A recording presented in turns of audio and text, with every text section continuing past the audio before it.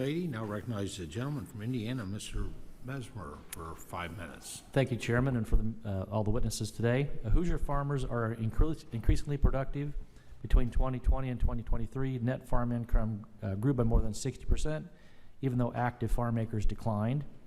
While much of this productivity is due to expertise of growing, some of it is of the efficiency, some can be attributed to new farm tech. My district is at the forefront of the next generation of crop protection chemistries, but before our ag innovators can bring a product to market, they must grapple with the threat of IP theft. Mr. Abbott, can you speak to how IP theft impacts the decisions you make at Adjuvants Unlimited? Yeah, we take that very seriously, right? We want to say, and the proprietary nature of our business here is, because a lot of the adjuvants are not patent protected as crop protection is. So we need to make sure that we keep that confidential and secure. Okay, thank you. The USDA identified cybersecurity as a primary threat to our national farm security. Mr. Abbott, how can Congress partner with businesses like Adjuvants Unlimited to bolster IP protections through cybersecurity enhancements? I would say wherever you can fund it, I would support that. Okay, thank you. Mr. Cameron, I appreciate your comments about the pragmatism of the American farmer. The producers who have survived the last several years of razor-thin margins are among the most efficient, innovative, and hardest-working individuals out there. They are not wasting expensive chemicals on irresponsible over-application. Mr. Cameron, for the purpose of shedding light on a part of farming that is often misunderstood, can you quantify how much pesticide is applied on an acre of your conventional crops? Can I quantify the amount of pesticide used? Yeah.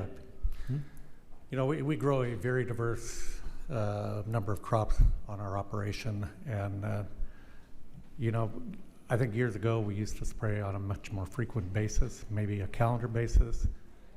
We use integrated pest management on all of our crops. We scout, we have companies that actually come do pest control work on our farm, check our fields, but we also check behind them.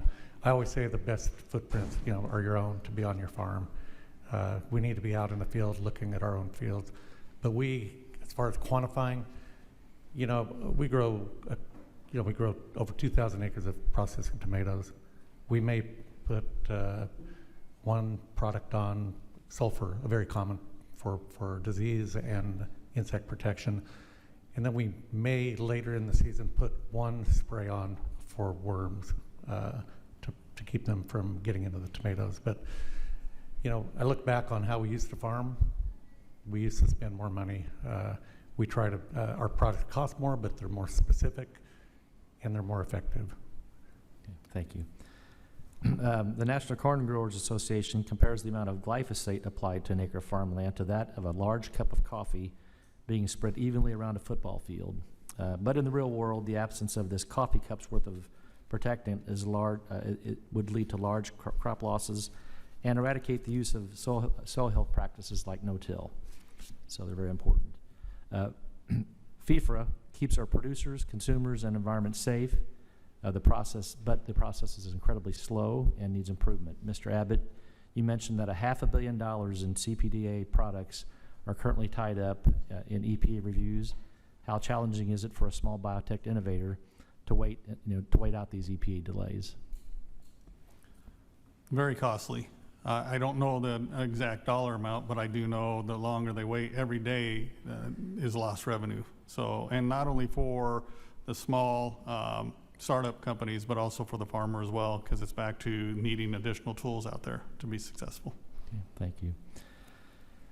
In holding up pesticide reviews, the Biden administration forced small businesses to shoulder a heavy expense. I'm encouraged by the steps the current administration is taking to right these wrongs, and I look forward to working with them to ensure affordable access to critical inputs for Hoosier farmers. With that, I thank you all for sharing today, and Mr. Chairman, I yield back.